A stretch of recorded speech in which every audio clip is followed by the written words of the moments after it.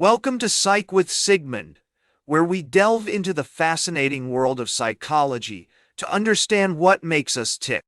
Today, we're going to explore object relations theory, a concept that helps us grasp how our earliest interactions shape our psychological lives.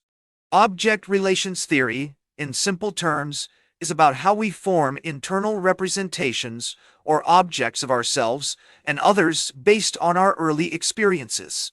These internalized objects influence our thoughts, feelings, and behaviors throughout our lives. This theory emerged from the work of psychoanalysts like Melanie Klein, Ronald Fairbairn, and Donald Winnicott, who built upon Sigmund Freud's ideas about the structure of the human psyche. To understand object relations theory, let's first look at its theoretical background. The theory suggests that our early relationships with caregivers are crucial in forming these internal objects.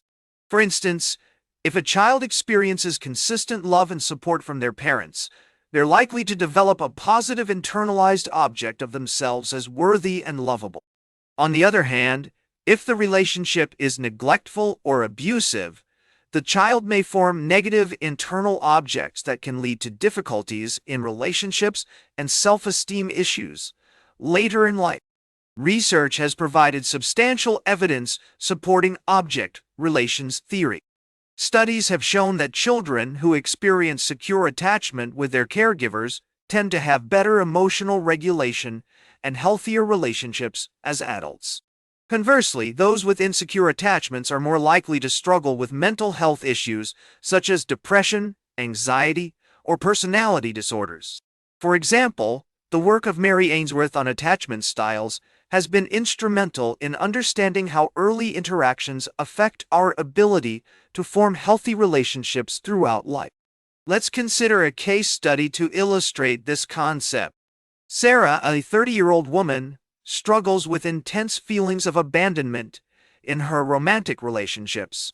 Through therapy, it becomes clear that her parents' divorce when she was young, followed by her father's lack of involvement in her life, led to the formation of negative internal objects related to herself and others.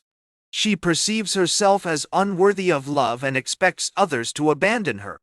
Understanding object relations theory helps Sarah recognize how these early experiences have shaped her perceptions and behaviors, allowing her to work towards developing more positive and realistic internal representations.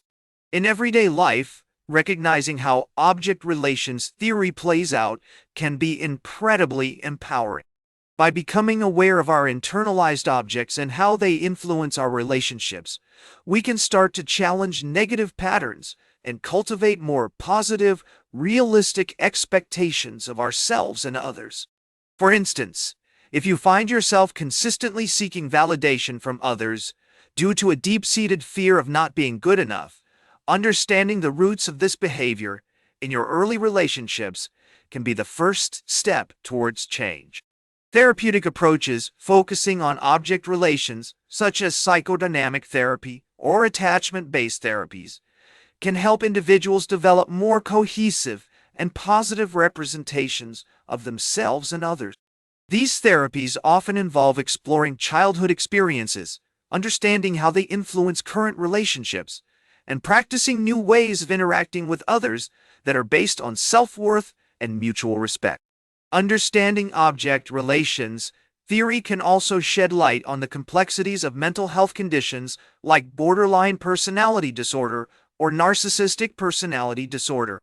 For example, individuals with borderline personality disorder often have difficulty maintaining a stable sense of self, which can be linked back to early attachment issues and the formation of unstable internalized objects. Therapies that focus on object relations can help these individuals develop more cohesive and positive representations of themselves and others. To further illustrate this concept, consider the role of mirroring in child development. When caregivers mirror a child's emotions and behaviors, it helps the child develop a sense of self and understand that their feelings are valid. This process is fundamental to forming healthy internalized objects. In adult relationships, seeking out partners or friends who provide a similar kind of emotional validation can be seen as an attempt to recreate this early experience of being understood and accepted.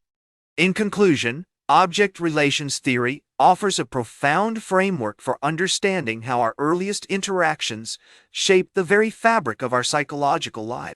By acknowledging the power of these internalized objects, we open the door to greater self-awareness, more compassionate relationships, and a deeper understanding of what drives human behavior.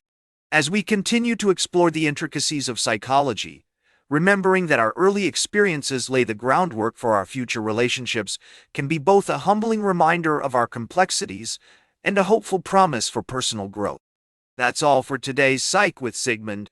Remember to like, share, and subscribe, and until next time, may your ego find balance between pleasure and reality.